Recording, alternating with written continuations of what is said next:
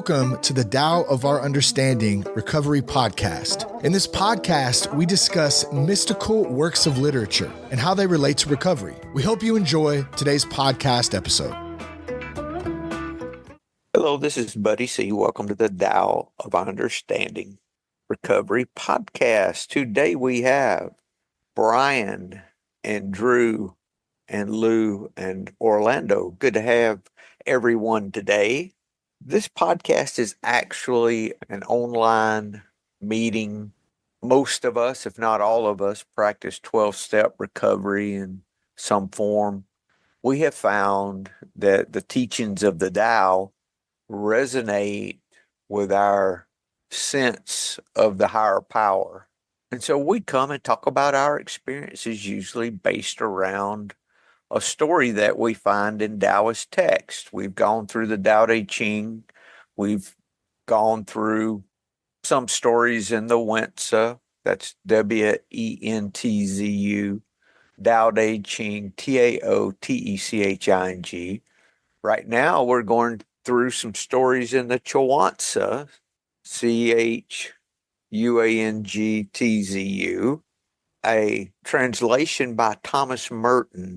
He, if I remember correctly, wasn't he a Franciscan monk similar to Richard Rohr? I think it was Trappist. Trappist, thank you, Lou. Trappist monk. He was a teacher of Richard Rohr, from what I understand. And so this is his interpretation, loose translation of the Chuang Tzu. Thomas Merton has some very good writings. If you guys ever interested in any mystical Christian kind of writings, he's a good one to look at his stuff. Emmett Fox talking about the Beatitudes. I heard that a lot in early recovery. Before we start talking about our story for today, we'll be on page 138, and the title's Apologies. We talk about one resource and a synchronistic moment. First, I want to share a resource with you, and it's transitionsdaily.org. Transitions Daily is a combination of daily email, podcast, and private Facebook group. Transitions Daily sends out an email every day with most of the common AA daily readers. As Bill sees it, daily reflections, 24 hours, just for today, thought for the day, some really cheesy acronyms, a lot of good readings that you would find from a lot of different sources that are sent in a daily email. There's over 22,000 of those that go out every day. A lot of people use this around the world. There's also a daily podcast by members of AA from throughout the world that have read, no comments, that just read the text. And it's posted every day, and you can sit and listen to the text being read. I think this month, it's August of 26. I think we've got Kate from Edinburgh and Kirsty from the Midlands that are reading. So we got some UK ladies that are doing that this month.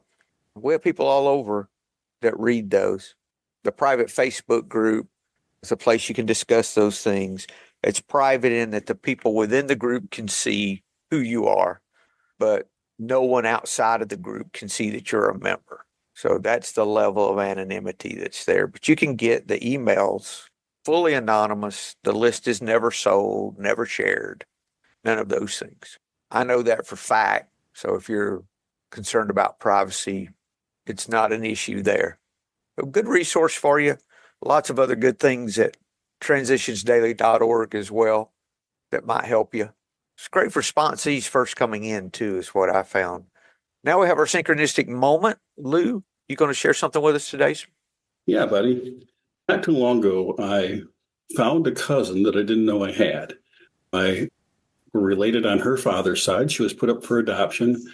With the changes in the laws several years ago, she was able to find out through the adoption agency and through official records who her biological parents were. She didn't know either who her father or her mother was.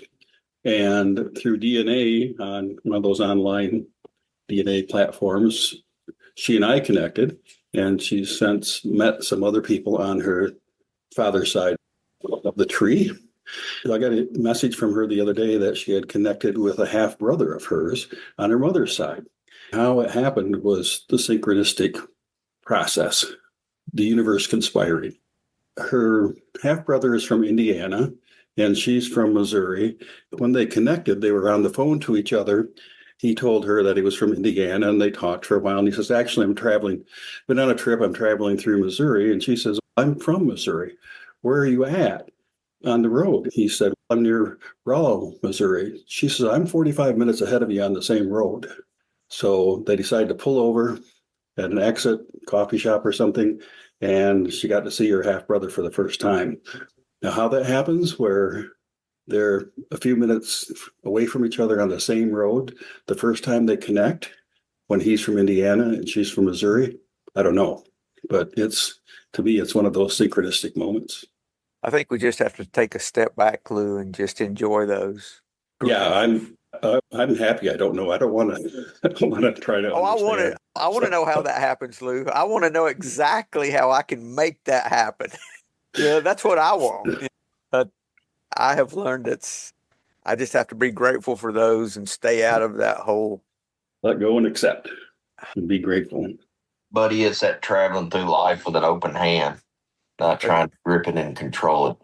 But that's what the Tao's all about, isn't it?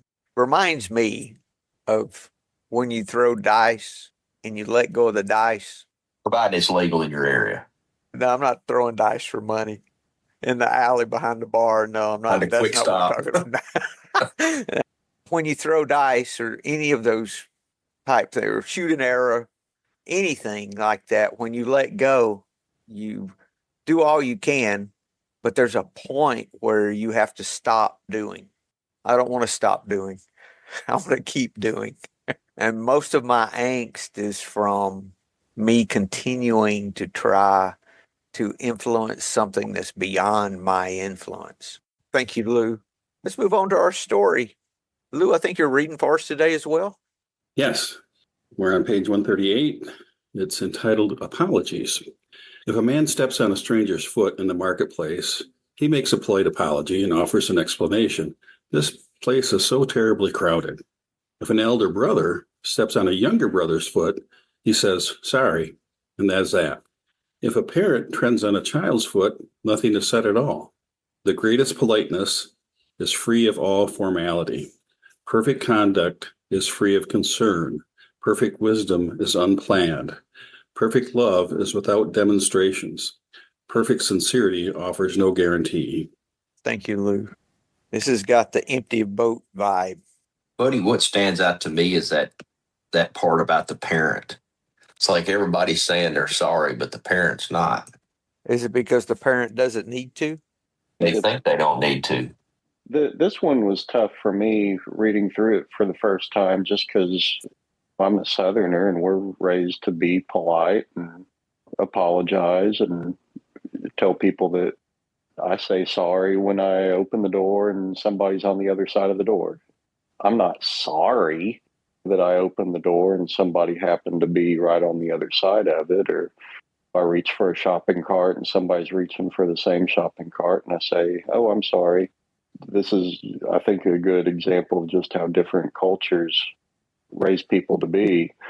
I know if one of my parents stepped on my foot accidentally, they'd say they're sorry, and it's out of love. It's letting me know that they care, that they accidentally caused me a little bit of pain. I think I'd be hurt internally if one of them stepped on my foot and knew it and didn't say anything. I think that's just how, especially in the South, but Western culture overall, that's just how we treat each other. But looking at it from the lens of this particular culture, yeah, I do think it's that the parent doesn't need to apologize because the child knows the parent loves them and the parent didn't mean to do it and the parent wasn't intending to do harm or anything. And the child isn't expecting an apology because the child knows this was unintentional. Whereas if it's somebody you don't know in the marketplace, you make a show of it. It's not authentic. You're doing it from the standpoint of wanting this person to think more positively about you than they would if you didn't make a show of it. When I read this for the first time, I thought, wow, that's really mean of the parent. But I think it's just a very different culture. When I read it, buddy, as I was reading it, my mind immediately went to step 9, and especially that last stanza. I'm thinking of making amends. The greatest politeness is free of all formality. To me, that means it's genuine. There isn't any pomp and circumstance about it. It doesn't have to be a big deal. It's just genuine and from the heart. The perfect wisdom, I think, is something that many of us experience where the right words just come at the right time. Thank you, Lou. Looks like 4 levels of relationship, each a higher level of love, a higher level of relationship, ending with perfect love is without demonstration. Perfect is being complete rather than perfect being without fault at all. I think that's more of a way that it makes sense to me. If a man steps on a stranger's foot in the marketplace, he makes a polite apology and offers an explanation. This place is so terribly crowded. An excuse. Okay.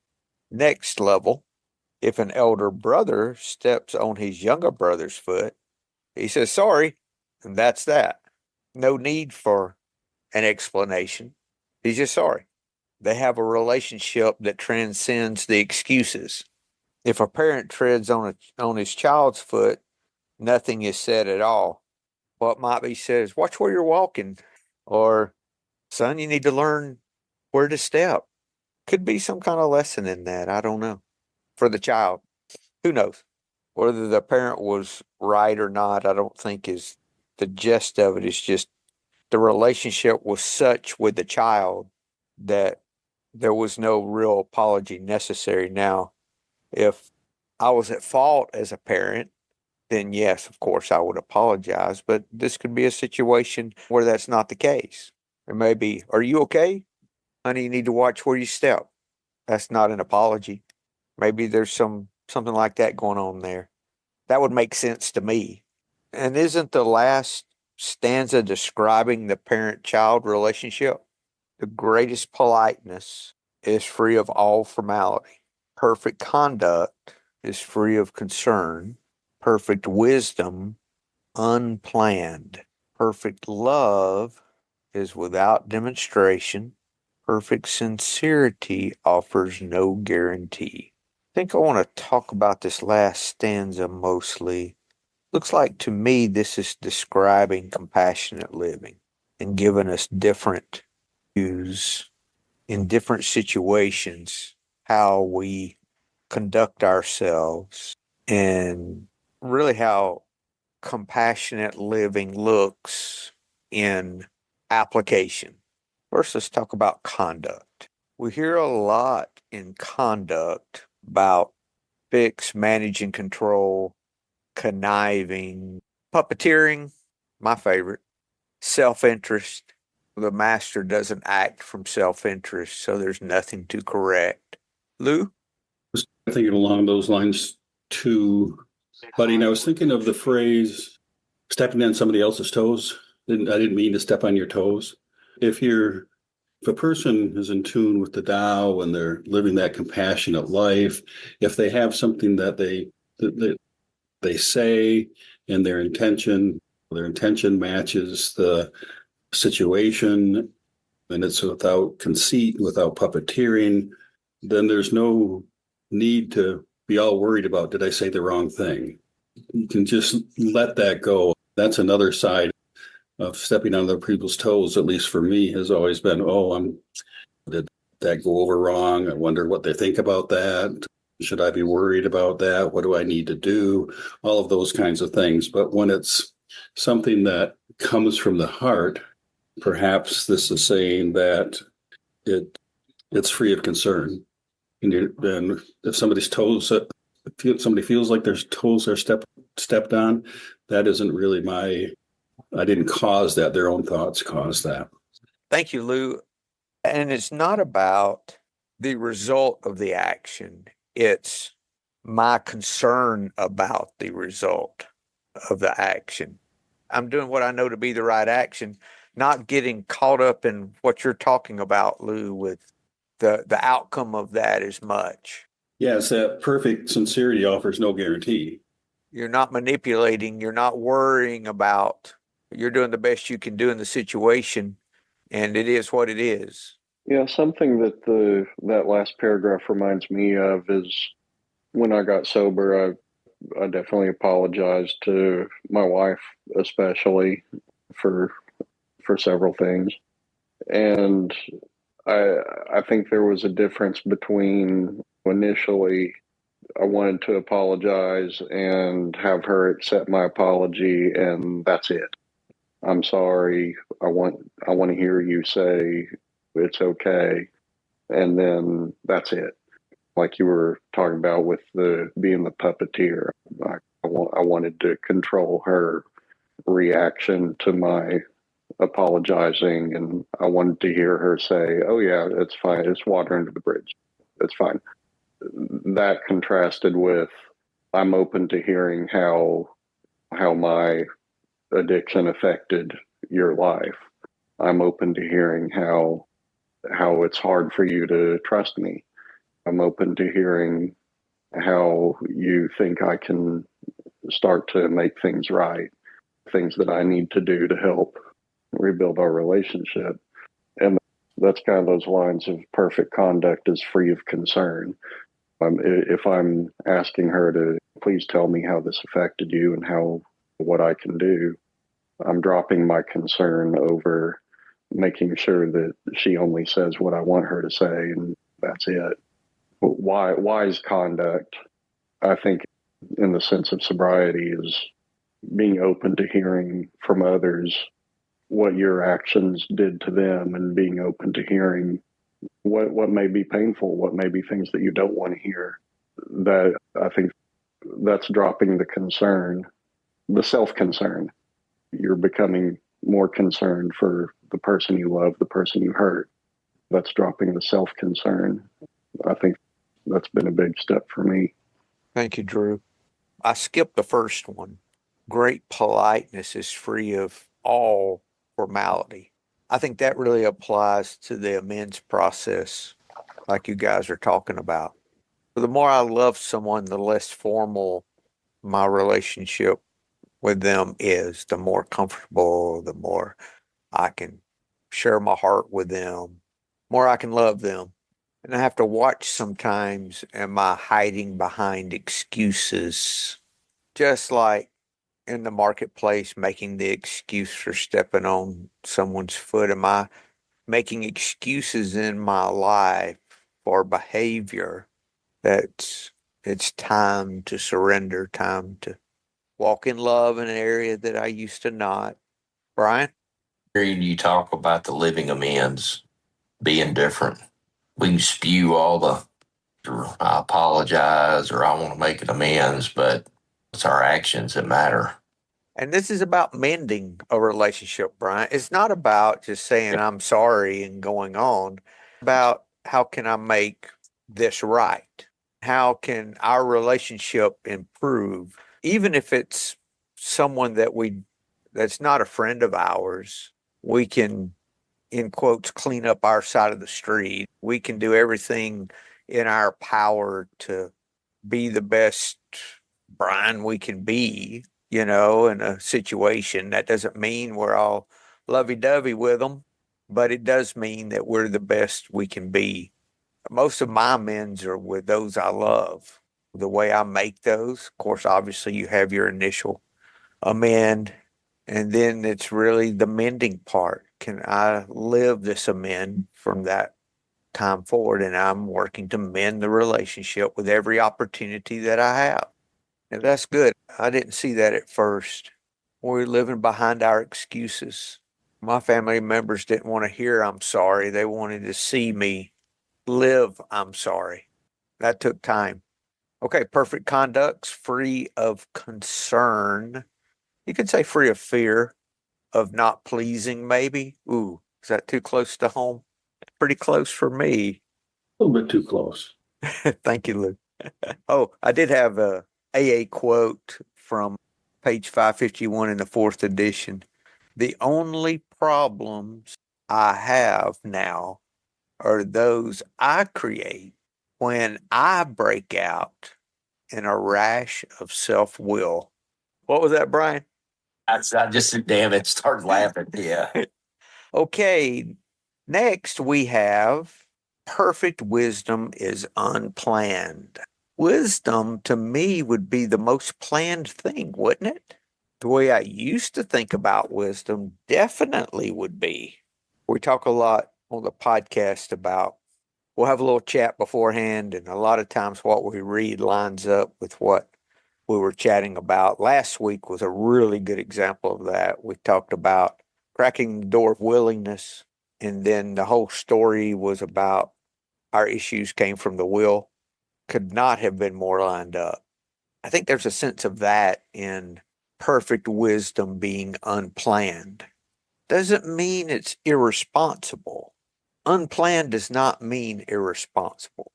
I have always been a very responsible person, which is part of my problem, is I take on all these responsibilities.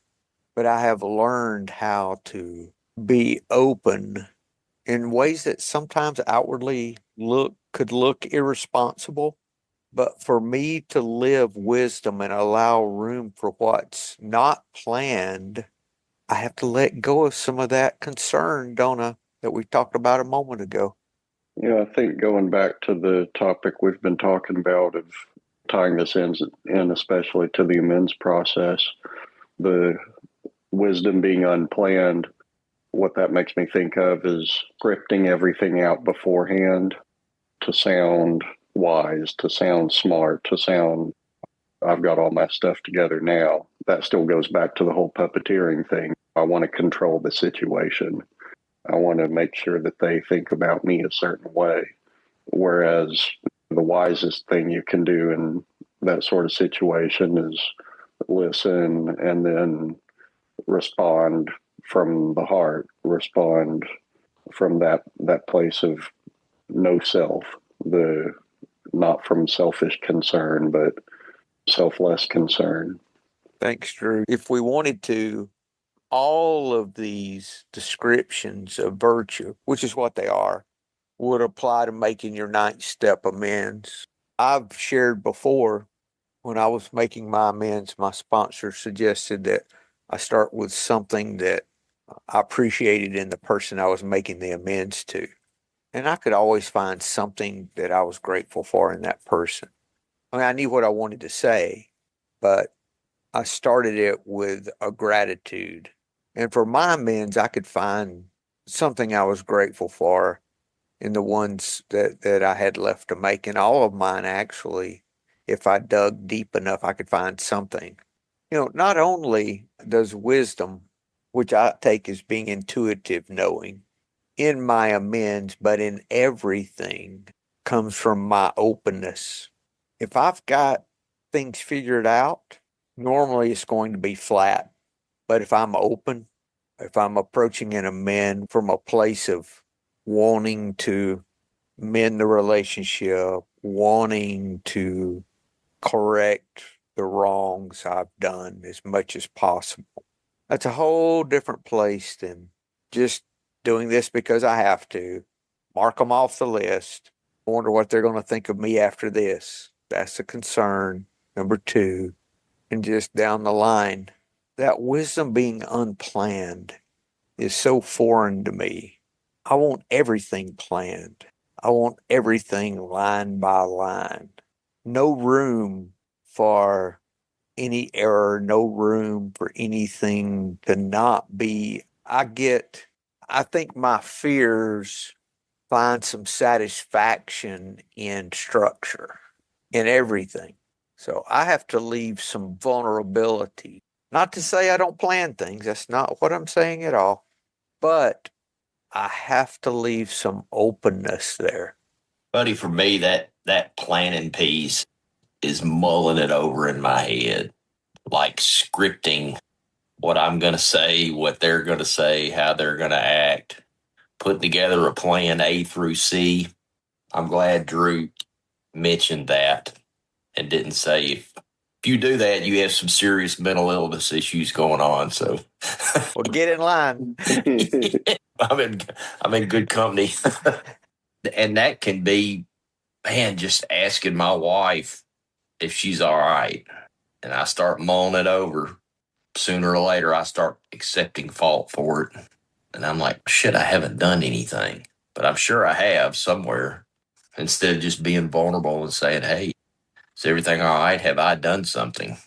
And 9 times out of 10, it's I haven't. It takes that vulnerableness. And I don't like that. Oh, I don't like it either. No. Perfect love is without demonstrations. That reminds me of the Alison Krauss song, "You Say It Best When You Say Nothing at All." Just when you can be with somebody, just sitting next to them on the couch or porch swing, or just sitting at a restaurant and enjoying each other's presence without big demonstrations, grand gestures, but just being present with somebody. I feel like I know with my wife and I, when we're doing best, we can share the same space and just be with each other. We're not self-conscious of what is she thinking about me? What is he thinking about me? What should I be doing? What should I be saying? Is she mad at me? Is she upset about this, upset about that? Would she be happier if I did this? Or just clearing my mind of all those thoughts and just sitting next to somebody, holding their hand, putting a hand on a shoulder. That's when I feel closest to somebody. Thank you, Drew.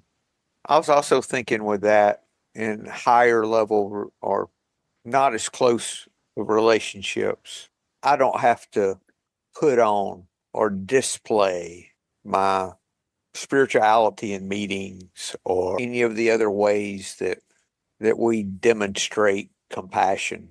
I remember when I was expected to give, when I was in a particular field of business for many years, I belonged to associations. Would be trying to raise money for something, and they would publish the list of people who had given to this particular thing, trying to shun you into giving. That's the opposite for me. You start shunning me, and I'm headed the other direction. Whether I should be giving to that or not, I won't do it. But that's kind of the demonstration thing on the negative and the positive to that. Am I such a pleaser that I don't want to be I don't want to be shown as not doing something? Or do I want my name on the big banner because I'm sponsoring? I remember one time we sponsored one of the smaller collegiate basketball teams, and the name of the organization was on a bunch of stuff. There's some ego that goes with that, some pride. See, look what I'm doing. Look what we did. When I give to those GoFundMe things, I always do it anonymously. Even though I do it anonymously, it's not anonymous to the person, though I found out that I gave it to. They know. But to the public, it's anonymous. I'm on the board of a local nonprofit, and we had our biggest fundraiser ever in March. It took months and months of preparation for it. We've never done anything like that before. And we solicited, do you want to be it wasn't these words, but do you want to be like a silver level sponsor, gold level sponsor, platinum level sponsor? And our biggest sponsor chose to remain anonymous. And we're talking, it was a lot of money. And they were so anonymous that I still don't know who it was. I'm on the board of directors. The actual executive director of our board, she knows, but she didn't tell any of us. And I think somebody asked her, and she said no. They want to remain like anonymous. And that's a level of anonymity, like not even I don't even want the board of directors to know who gave this money. Like I found that really admirable. I don't know. I probably never will find out who it was, but I just think that's really admirable. I always appreciate that. I think that's great, especially when you go somewhere to a park and you see there's always the big bronze plaque up there on the wall. And I've got to where I look for an anonymous. Yeah. And think, man, that's pretty cool. Somebody's willing to write a big check and say, I want nothing in return. Yeah, I want the focus to be on the park, not on me. Yeah. I was taking that too and flipping it around. How do I still demonstrate my good acts in my life to others? When you deduct it on your taxes. No, IRS doesn't count. Okay. We talked about this a little bit a few weeks ago, Brian, about how we gave once, or you do a once a year, drop 100 and it covers your whole year. That's part of that demonstration quality of, I'm afraid they're going to think I don't give any during the year, or they're going to see me put 100 in here and, oh my God, I don't want them to think that. The problem isn't what they think. The problem is you trying to control what they think. See, that's the problem. So how are we trying to control what others think of us and what we do?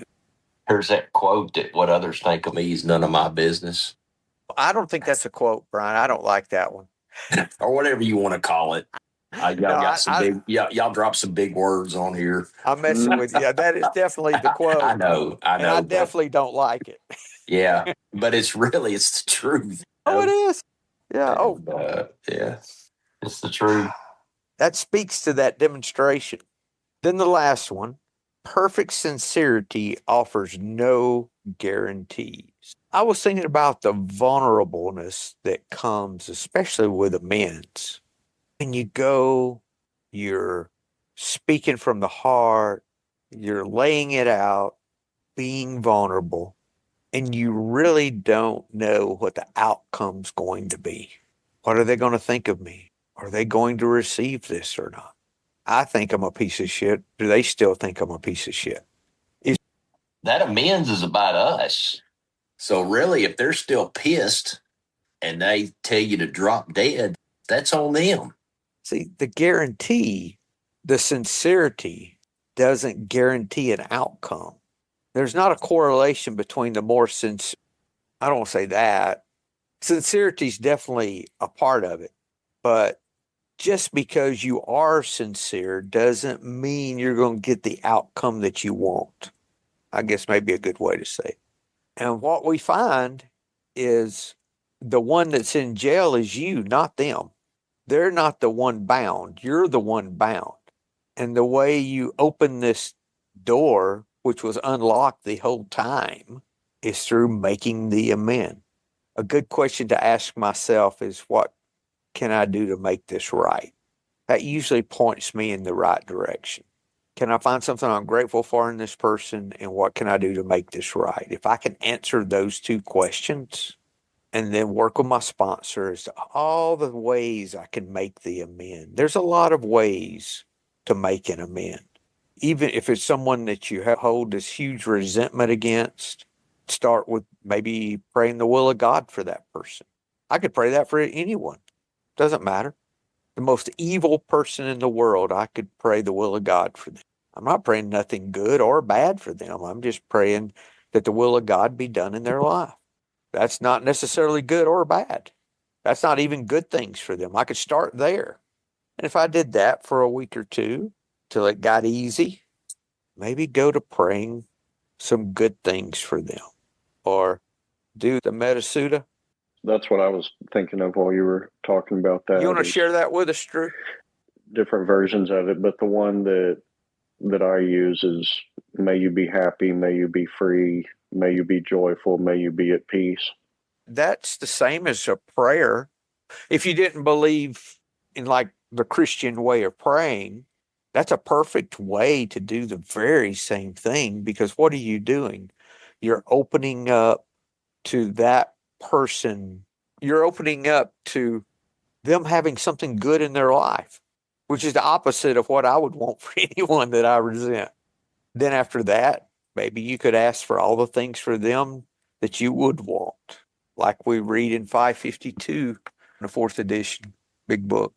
If you have a resentment you want to be free of, if you will pray for the person or the thing that you resent, you'll be free.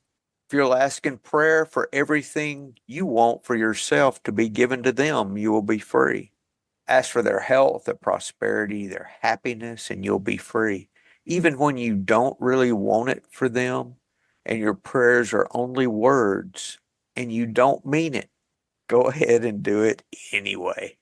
Do it every day for 2 weeks and you will find you have come to mean it and to want it for them. And you'll realize that where you used to feel bitterness and resentment and hatred, you start to change. You now feel compassionate, understanding, and love. My actions change me, not my beliefs. This is one of the great principles I learned in recovery, was that it did not matter what I believed. What mattered was the actions I took. That my belief and thinking changed with my actions. Take the action. Is it you act your way into right thinking rather than think your way into right acting? That really is how it's worked for me. I had my resentment list when I was first getting sober. Had several people, maybe an institution or two on the list. I'd go through and pray for each of those every morning. And over time, when I realized I no longer held the resentment, it wasn't things I needed to actually make a physical amend about. Those things I took care of. If I still held any resentment, they'd be on the list too, but I slowly marked those people off. I always had that one that, I couldn't hardly get past, and that one stayed on there for months. Then I realized one day I hadn't thought about them all day. I gone 24 hours and not called them a piece of shit. Wow. I said, maybe I can take them off the list now. Did away with my list. A couple of weeks later, I was thinking about that person again. Oh, let me put them back on the list. I wasn't quite done. Left them on a while longer. Before long, I took them off, and I haven't had a list in years. Not to say I hadn't at times had a resentment I had to deal with, but a list like that, no, haven't needed it. Anything in life that we approach from that place of sincerity, there's always vulnerableness there. There's always this not knowing. Each of these have an element of being vulnerable, though, because if I'm letting go, there is an element of vulnerableness there. And learning to live with that lack of stability sometimes, or that firmness, living by faith, so to speak, or living in that uneasiness, maybe a way to say it. That's something I've had to get used to and get easy with that and get more comfortable with not knowing. Sponsee of mine, I think it was Scotty M, that said, learning to live in the I don't know. Yeah, there's an element of that in this way of life. Anyone have anything to add? Definitely all about the 9th step, definitely applicable, as with all of life. You guys have a great week. Hope to see you next week. Thank you. Hello, this is Buddy C. I wanted to make you aware of several recovery-related resources that I've posted in the episode description. These resources include a list of recovery podcasts, a free sober meditation app, daily recovery email, shared Google recovery calendars.